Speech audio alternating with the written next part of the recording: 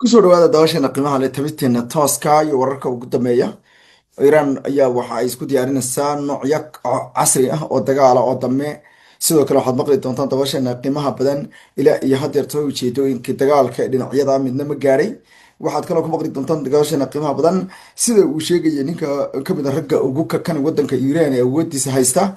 Waa maxay waxyaalaha dhici kara haddii la isku dayo qaar ka mid a dagaalada ay ku hanjabayaan kooxuhu ama dhinacyadu ay ku kala hanjabayaan. Aan ku bilaabo dabashana qiimaha badan tabinteena tooska iyo wararka ugu dambeeya isku soo daba dhici doona.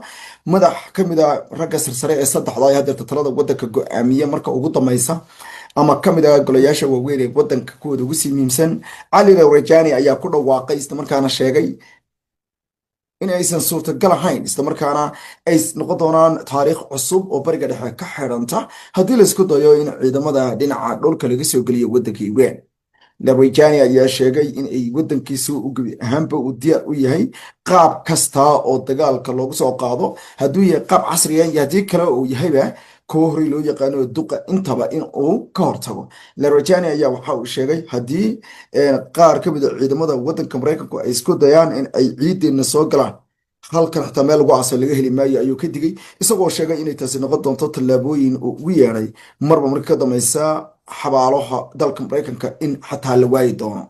Waxa uu dhinaca kalena uu sheegay in gebi ahaanba kacdoomadii ay hogaamiyeen Ruuxullaahi Khomeini iyo sidoo kale Cali Khamenei labaduba ay gebi ahaanba ay noqon doonaan ayuu yidhi kuwa gebi ahaanba laysku arko. Wuxuu yidhi wiilashii Khameneyaasha oo kale ahaa iyo Ruuxullaahi iyo weliba sidoo kale Cali ayaa halkan jooga ayuu yidhi ardaydoodii ayaana idinka hor imaanaysa kuwaas ayaana idin sugaya ee soo dhawaada. Wuxuuna sheegay in gebi ahaanba ay dhici doonto qabqabashadii ugu weyneed iyo sidoo kale taariikhda mid kamid a kuwii ka weynaa. Dhinaca kale wasiirka wasaaradda amraha dibadda dalka Iiraan Abbas Araghchi ayaa dhinaca kale isaguna sheegay in gebi ahaanba dowladda dalkiisu aysan ka baqaynin Iiraanintu aysan ka baqaynin. Waxa uu ugu yeedhay markaasi in ay markaasi ay noqdaan ayuu yidhi ciidamada dhinaca dhulka kuwa noo yimaada Iiraan anagu waxaan ahnahay ayuu kuwa sugaya warbaahinta dalka Mareykanka NBC ayuuna u sheegay in mar kale haddii dowladda Mareykanka ay bariga dhexe kusoo noqotay ay noqon doonto ayuu yidhi masiibo in badan ay ka sheekeeyaan isagoo intaas ku daray in qabqabashadu kaliya aysan xaaladdu noqon doonin ee sidoo kale ay dhali doonto ayuu yidhi walaac ku saabsan nolosha dame iyo ayaha ciidamada Mareykanka. hadallada kulkuleel dhinaca socdanaya iyadoo dhinaca kalena xogyaha amraha dibadda ee dalka Mareykanka Marco Rubio oo gobolka ay dabka sodheen inuu telefoonno u kala dirdiray kuwaas oo xaaladooda uu ka wareystay ilaa iyo intii dagaalku uu qarxayna inta badan Rubio ayaa yareeyay telefoonadii uu gobolka u kala dirayay. Rubio ayaa la hadlay dhowr wasiir arrimadeed uu ka mid yahay wadanka burburay wadanka dhibaatada badan ee dhinaca burburka ay soo gaadhay Kuwait. wasiirkooda amraha dibadda ayaa ka mid ah markaasi Sheikh Jarrah Jabir Al Ahmed Sabax dadka uu telefoon kula Mr. Rubio. dhinaca kalena waxa ay madaxweynaha dalka Mareykanka ayaa saacadii ugu dambeeyay mid kale wuxuu tuurayay hadallo gabi ahaantoodba loo yaqaan hadallada dalqaafka ee dadka qaarkood ku tilmaameen in ay dhinaca mabaadi'da ay tadhaqnimo ka tahay maadaama uu sheegay inuu isagu go'aan ku yeelan doono cidda marba marka ka dambaysa ayuu yidhi abuuri doonta hogaamiyaha ama dooran doonta xiga dalka Iiraan.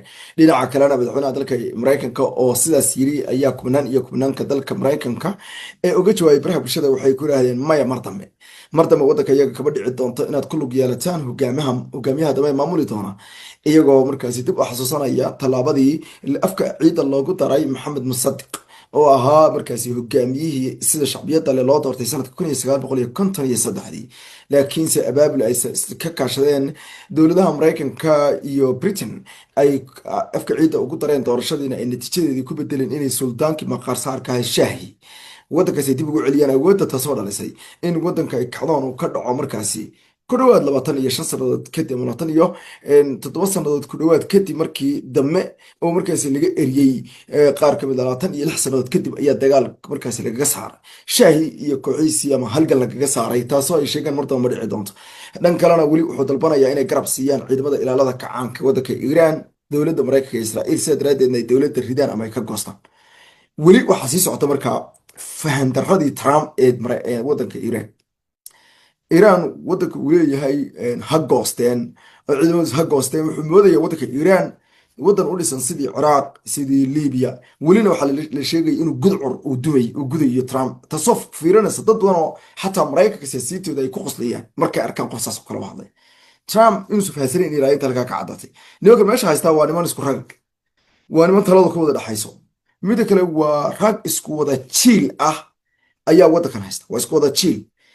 waa gabagiisa waddankan ciidamadiisa waxay ka kooban yihiin saddex jiil.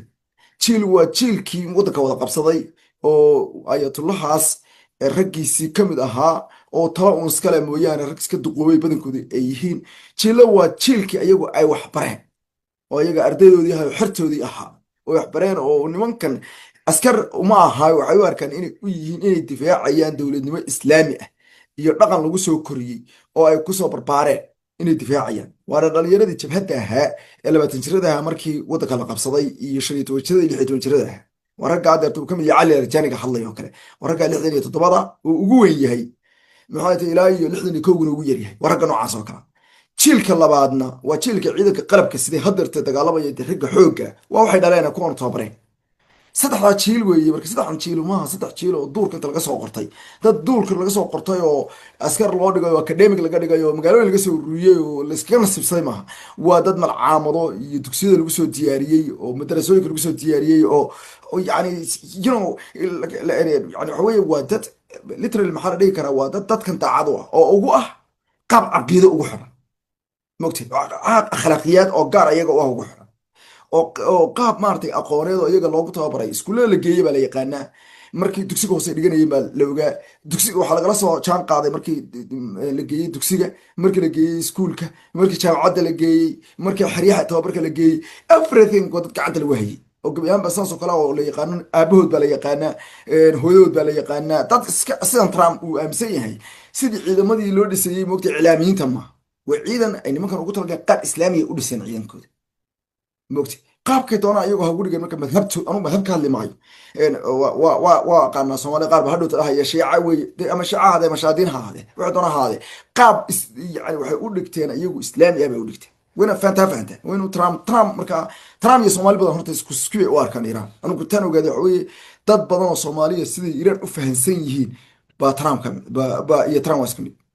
sida mid wasiir Soomaaliya ka ajiro maalintu warqad qorayay waa isku fahanba in yar oo in like 1% fahna kama haysta yaale sidaas qof kastaane. waayo wuxuu sawirka waxa uu muuqata Ciraaq iyo Liibiya iyo Yemen iyo waxaasa u muuqdo niman maxay tahay cilmaaniyiina oo askarta iyagu aan aqoon oo askarta meel ka kala keenay dad kala tababara dad kala deegaan dad kala mabaadi'a dad kala mowqif isku keenay dadka isku mowqif askartan iyo ciidanka iyo dadka haysta iyo saraakiisha kul. marka wuxuu leeyahay ii hiiliyo oo waddanka defection ka sameeyo waddanka ka goosta. yaa ka goosanayo waddanka? nimankan weer baa wada xidhan, kulligood weer baa wada xidhan. waxay leeyihin waa ku dhimaana meesha. waxayna aaminsan yihiin dhiigga hogaamiyahoodii siday u yidhahdaan Soomaalida markay maaragtay nimankan shiicada markay laabtas ka garaacayaan. sababta laabtas oo garaacaan taqaanaa dhiigga soo keenaan. waxay ku leeyihin waxaan ku fashilanay inaan Xuseen difaacno. dhiigga Xuseen laga daadiye Karbaale lagu dilay bay ku leeyihiin imaam Xuseen wiilkii nabiga naxariis nabadgelyo kulisa haatee uu awowga u ahaa bay waxay ku leeyihiin sababta waxay ku leeyihiin maadaama difaaci kari weyne annagu waa inaan iscaqaabnaa. hadeertana waxay leeyihiin cali maadaama difaaci kari weyne annagu waa inaan iscaqaabnaa. nin doonaya inuu iscaqaabo baad leedahay adig kale aan goostay marka maxay taas muujinaysaa? taas waxay muujinaysaa markaa Trump inuusan faham ka haysan dadka marka sidan oo kale xogta u haya. bal u fiirso CNN-ka, bal u fiirso Fox News ragga ka hadlaya, bal u fiirso raggii wanaag Mareykanka waxay leeyihiin Trump ma fahansanaa nimanka bay leeyihiin.